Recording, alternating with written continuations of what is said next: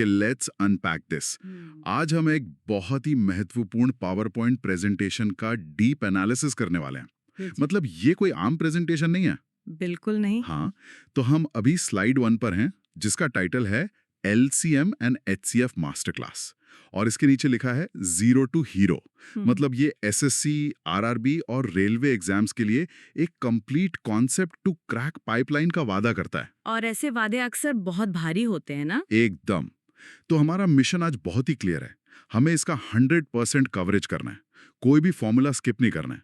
मतलब जैसे किसी मजबूत इमारत के लिए उसकी नींव सबसे ज्यादा जरूरी होती है ना, बिल्कुल सही। वैसे ही गणित की दुनिया और इन कॉम्पिटिटिव एग्जाम्स के लिए HCF और LCM का बेसिक समझना बहुत जरूरी है।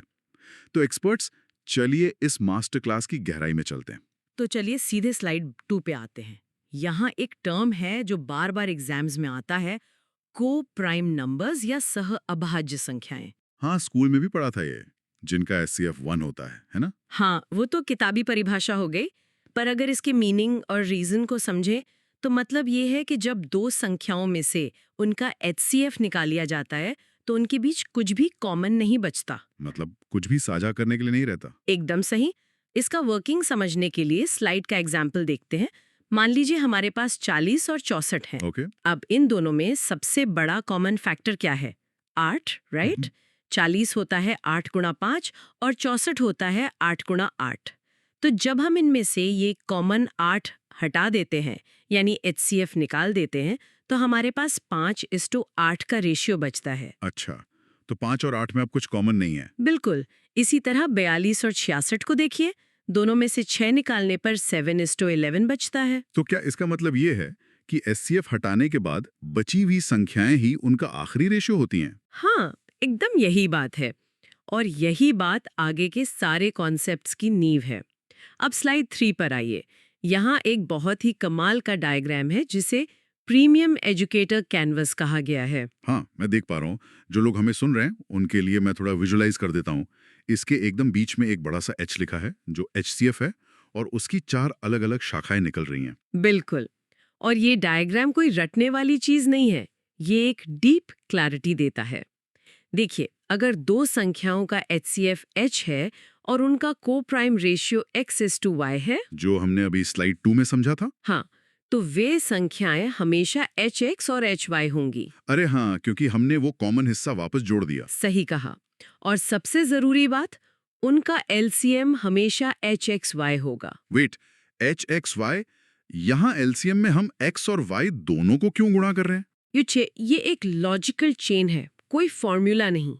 LCM को दोनों संख्याओं से डिवाइड होना होता है ना, तो उसमें H तो आएगा ही जो कॉमन है, और जो कॉमन नहीं है यानी X और Y, उन्हें भी लेना पड़ेगा।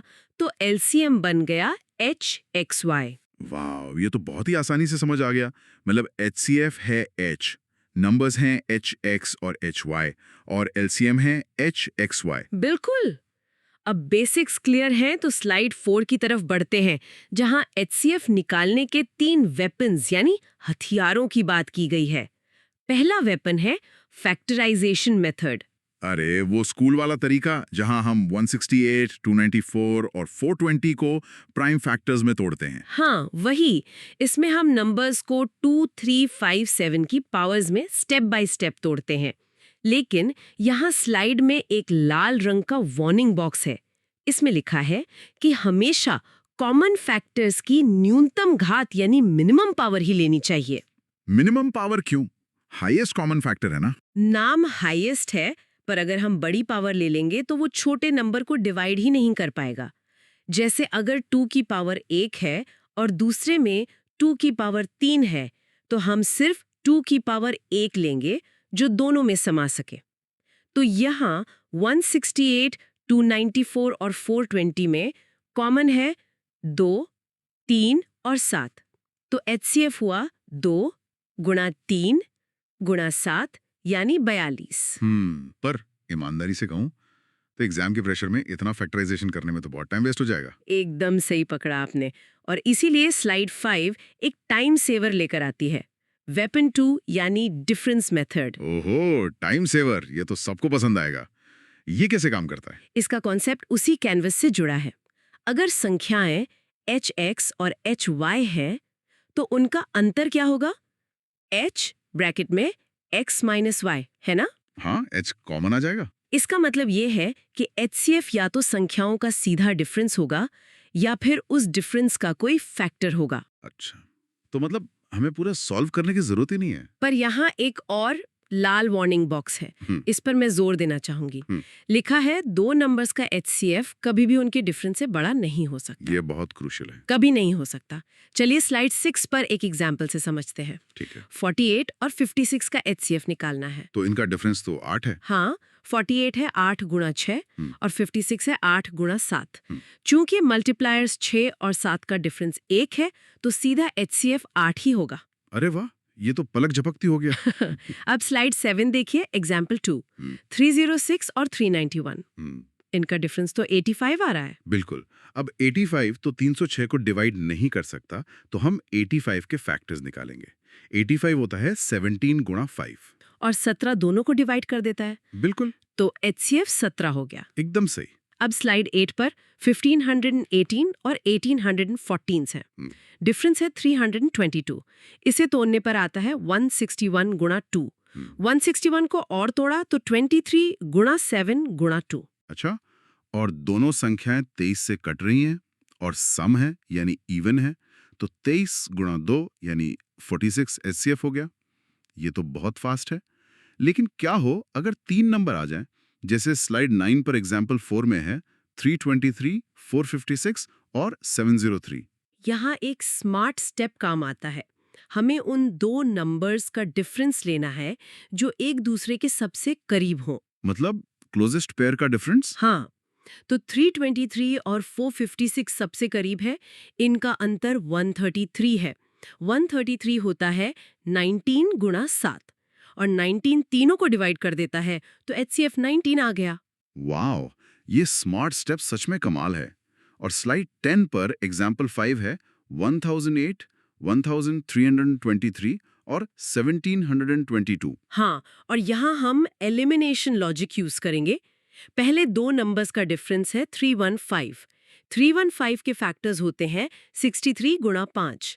63 के फैक्टर्स है 9 गुणा 7। यहाँ वो लाल बॉक्स वाला एलिमिनेशन लॉजिक है ना? बिल्कुल। देखिए 1722 जो आखिरी नंबर है वो 9 से डिवाइड नहीं होता, तो हम 63 में से 9 को सीधे हटा देंगे। अरे, सीधे हटा देंगे? हाँ, क्योंकि अगर वो 9 से कट ही नहीं रहा तो 9 HCF कैसे हो सकता है? लेकिन 17, 22, 21 से डिवाइड हो जाता है, तो हमारा HCF 21 होगा। क्या बात है, मतलब ऑप्शन देखते ही एलिमिनेट कर सकते हैं। पर मान लीजिए एग्जाम में कुछ अजीब से नंबर्स आ गए और कोई ट्रिक काम नहीं कर रही, तब क्या? तब हम स्लाइड 11 पर आते हैं। वेपन 3, लॉन्ग डिवीजन मेथड या भाग विधि। जब सब फेल हो जाए तो बेसिक्स काम आते हैं। हाँ, जैसे 693 और 945 का HCF निकालना है। तो हम 945 को 693 से भाग देंगे। जो रिमाइंडर बचेगा, यहाँ 252 बचा, वो अब नया डिवाइजर बन जाएगा और पुराना डिवाइजर अंदर चला जाएगा। ये फ्लो चलता रहता है 252, 189, 63, जब तक कि रिमाइंडर 0 ना आ जाए। और आखिरी डिवाइजर 63 आ गया तो वही HCF है, सिंपल और रिलायबल। बिल्कुल। अब ट्रिक्स के बाद कुछ रूल्स की बात करते हैं। स्लाइड 12 पर HCF के गोल्डन रूल्स हैं, ब्लू और रेड ब्लॉक्स में। ये क्या लॉजिक है? लॉजिक बहुत सीधा है।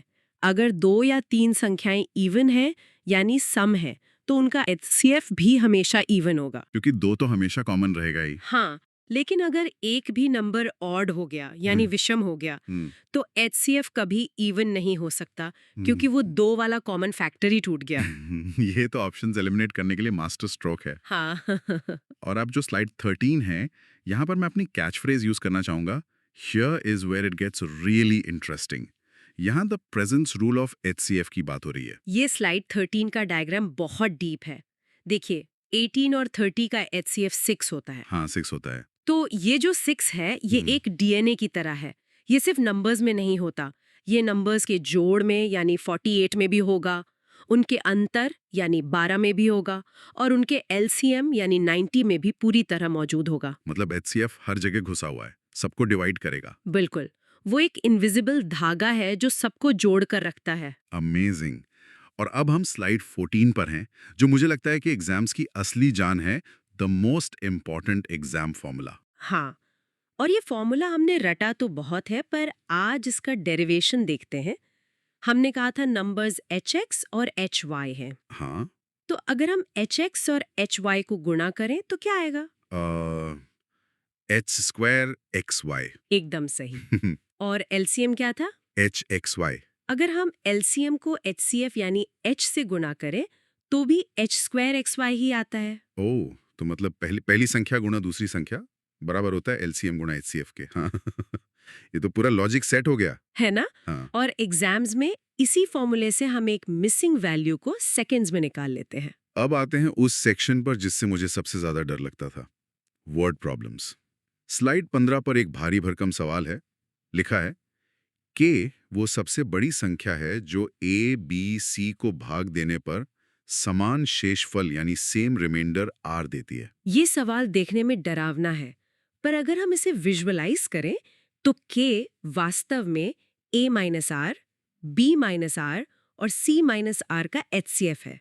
मतलब अगर रिमाइंडर को पहले ही घटा दें तो वो पूरा कट जाएगा।